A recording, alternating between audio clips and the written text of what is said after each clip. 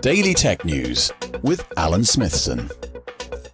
Good morning. Welcome to Daily Tech News. I'm your host, Alan Smithson. Today, we've got a lot going on. If you've been hiding under a rock, yesterday, OpenAI announced GPT4o, and it is nothing short of spectacular. I mean, we were expecting ChatGPT 5. If this is not 5, but 4o, holy crap, we're in for some incredible things in the future because ChatGPT is only 2 years old, well, 1.5 years old, and already we're starting to see things that I never even thought were possible. It can now see, it can translate. You know what? Enough talking, let's get into it. But we're going to start with, well, first of all, the date. Today is Tuesday, May 14th, and I can't believe how excited I am today because there's just so much going on. But I want to just give a quick shout out. If you're going to be in LA for Augmented World Expo in June, I'm going to be giving a talk at Augmented World Expo on the history of XR. I'm really excited about that on the 18th. And I'm also going to be DJing alongside my friends Celeste Lear and Julian Reyes at the Virtual World Society XR Guild of Ethical Professionals mixer. We're going to be having everybody there. I'm going to be DJing. That's me there in the guy with the hands up, and that's Celeste and Julian. So we're going to be DJing together in this cool venue. It's 8 to 11 p.m. I'll put the links in the YouTube description. And I go by Lord Allen if you didn't know. But yeah, you can subscribe to my my YouTube channel as well. And you can get daily tech news and your DJ mix fix. So I'll see you in June at AWE. Okay, over to generative AI is set to bring unprecedented efficiency in gaming, faster builds, immersive games, and personalized experiences for every player. This is really kind of at the forefront of everything. You know, as you know, Metaverse is a 3D game engine on the web. And, you know, we're always looking at the greatest tools to kind of help the production flow or the creation flow. And here we have AI in gaming market map. They've got 3D asset generation, Luma AI, Hypothetic, I've never heard of. Sloyd is another one. The one I'm seeing that's missing here is one called Meshy. It's really, really great. It's the kind of one that I thought was probably the best so far, so maybe they have to update this. But motion graphics, NPCs are non-player characters. Our good friends at InWorld AI have done some incredible work. Game testing, game moderation, AI assistance. So there's a lot going on here. There's a whole article here. I'll put the link in there, but there's different AI in gaming use cases. And so you can just dive right in there, and there's lots of tools here. So I will put that in. That's thanks to Synaptic Data. Okay, again, AI, generative AI in gaming. Autodesk revealed Project Bernini, an AI tool that transforms text or images into detailed 3D models. I mean, Sloyd, an AI plugin in for Unity, promising lightning fast concept prototyping and grayboxing. I don't know what grayboxing is. Somebody reach out to me and let me know. By enabling object spawning and text editing directly into the Unity canvas. That sounds amazing. Magnific, we showed that last week on the show. Magnific is one of those ones you can upscale things.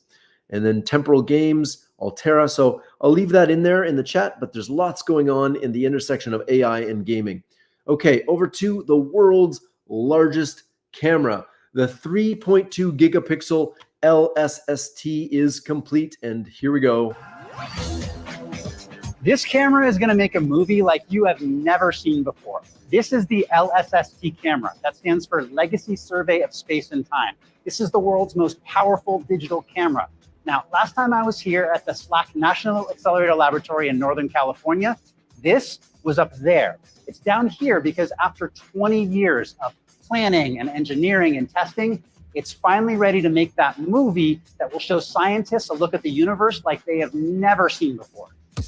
There's a lot to be impressed by when looking at the world. I'll leave it out there. I don't want to get pulled off of YouTube, this video, but you can watch it all there. They talk about how it's going to be staring off into space and finding out the mysteries of the universe for us. I just finished the book, Hitchhiker's Guide to the Galaxy. I know I'm a little bit behind in reading this book, but wow, what a mind melt that is. So yeah, if you haven't seen that, the world's largest digital camera looking out into space, the galaxy is vast and massive. Okay, Over to some more cool AI generated art. This is Super Mario in the style of 1950s Super Panavision The 70. Mushroom Kingdom, a land of magic and adventure, where a plucky plumber embarks on a quest to save his beloved princess and thwart the plans of a dastardly villain. Meet Mario, the legendary hero known for his bravery and his insatiable appetite for adventure. Joined by his loyal brother, Luigi, the noble Princess Peach, and a colorful cast of friends and foes, Mario must journey through enchanted forests. I'll leave it at that. I'll put it in the chat. You're going to love it. It's awesome. Okay, this is from Snapchat. Enter the kingdom of the planet of the apes. So they've taken augmented reality and overlaid it on top of real world items or real world places on Snapchat. And you can actually take the filter. You can go on Snapchat, download the filter, the lens they call them, and then you can just drop it on top of real world places. Super cool. I mean, like the stuff we can do with AR. Imagine when this is in glasses and you're walking around in the Planet of the Apes world. Oh man, super cool stuff. Okay. Now, ChatGPT has become a worldwide phenomenon. It's the fastest growing app to 100 million users in history, and for good reason. They just introduced 4.0 or 4.0, GPT4o, not 0, 4.0. And here's a couple of the features from it. Hey, ChatGPT. Hello there. How's it going? It's going really well. Today, I'd really like your help solving a math problem. I'm all ears. What math problem can I help you tackle today? So I'm going to write down a linear equation on a sheet of paper and I'll show you. And then I'd love your help working me through it. But importantly, don't tell me the solution. Just help give me hints along the way. See it. All right. Whoop. So he's going to write out the equation. I'm just going to skip this. I see it now. You wrote down 3x plus 1 equals 4. Yep, Let's exactly. So what's the first step I should take to try to solve this? The first step is to get all the terms with x on one side and the constants on the other side. So what do you think we should? So I'll play that out, but wow, it now has the ability to talk to you and has the ability to see the world around it. This is revolutionary stuff. I'll skip through. How does this look? Okay, so ChatGPT, this is what I ended up with. How does this look? Spot on. Now you've isolated the term with x on one side, and it looks like 3x equal 3. What do you think we should do next to solve for x? I love how it doesn't give you the answer. It asks you what you think. I'm not sure. Can you give me another hint? Of course. You have 3x, and you want to find the value of x. Think about what operation would undo multiplication. Is it subtraction? Close, but think of the opposite of multiplication, because 3x means 3 times x. Okay. It's like the most patient tutor on earth in the palm of your hand. I think it's division. Let me try to divide both sides by 3 and let me see what I get. Bingo! Go ahead and divide both sides by 3.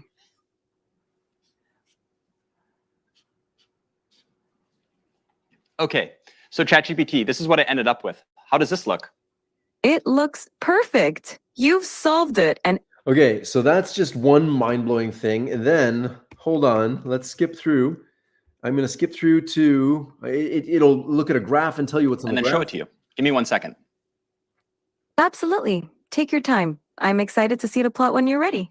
Yeah, so far, ChatGPT has only been able to see the... It can see your screen. Okay, ChatGPT, Cameras. I'm sharing with you the plot now. I'm wondering if you can give me a really brief 1-sentence overview of what you see.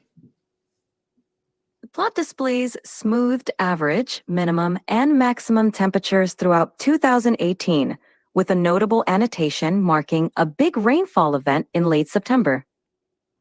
Fantastic. I have another question for you.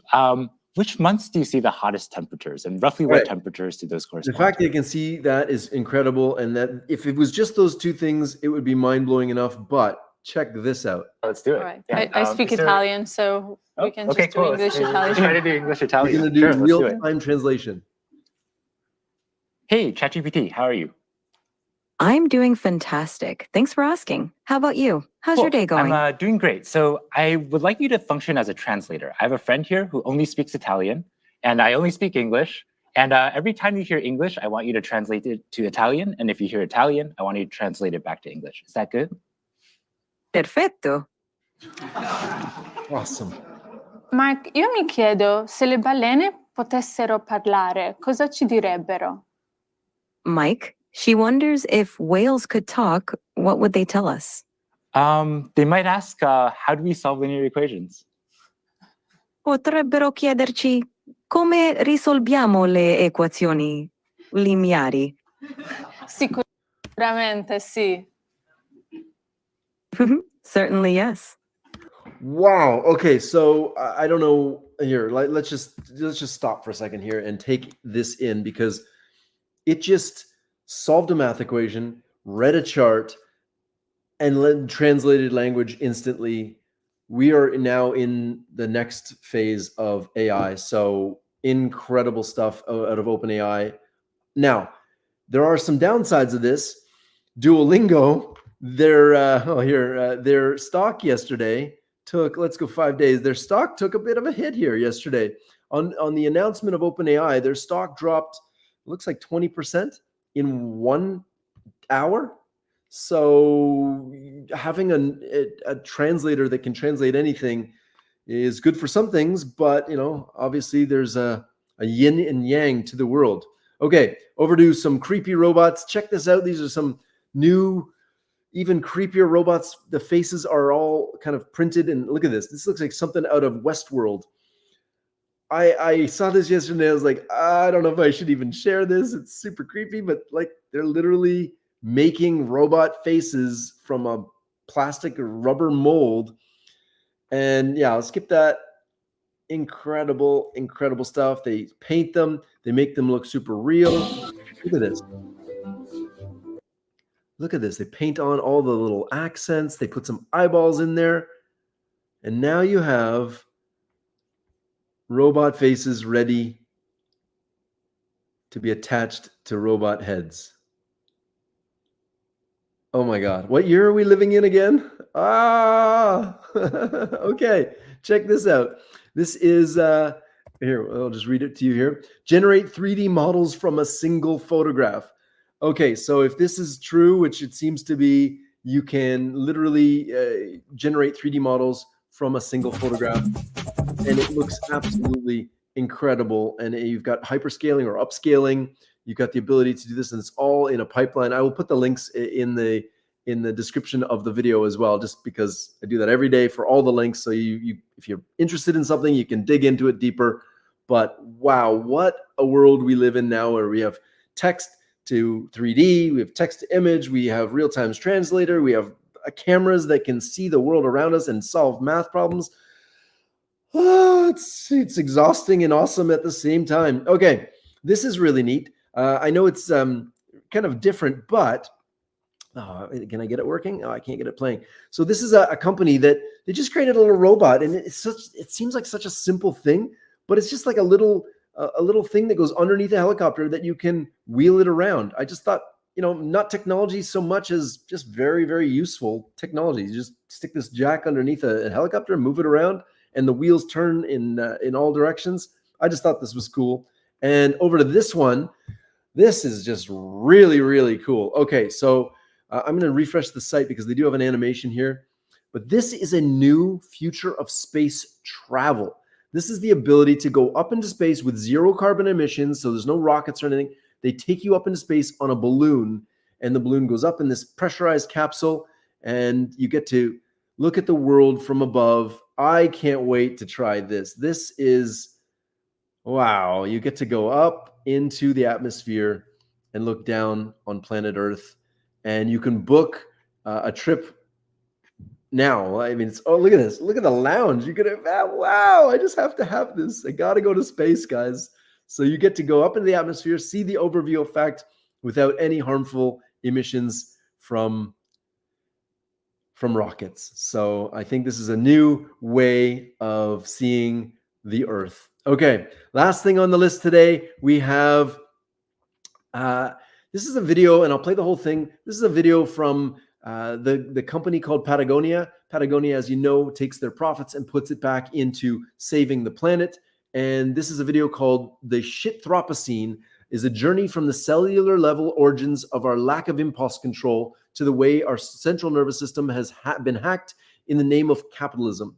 It's all about how we might begin to save ourselves from ourselves. If you haven't read the poem Moloch, you should definitely take a look at Google Moloch.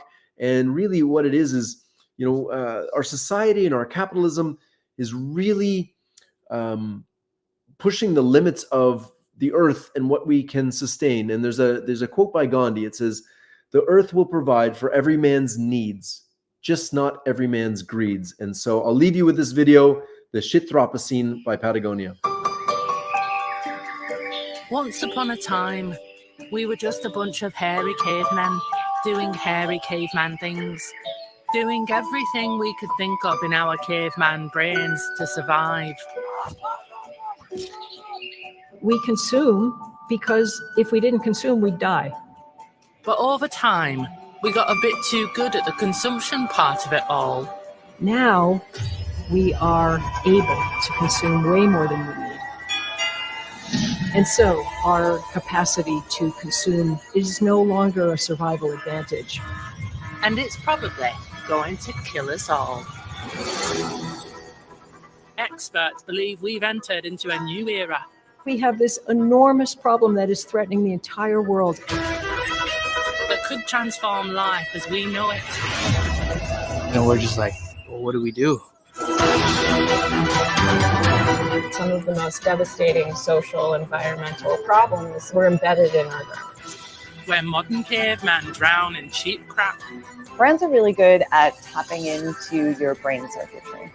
And everything goes to Oh, man. I don't know. You're look, that's a bummer.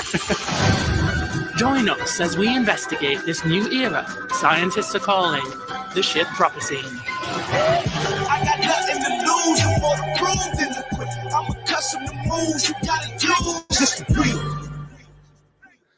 I'm a big fan of buying once and buying quality, and I think that's something we can all get behind. And also, my family and my kids, we've really found the joy in thrifting and going to thrift shops and finding those amazing finds that you can't get in stores. And I think, you know, we need to really recycle, reduce, reuse.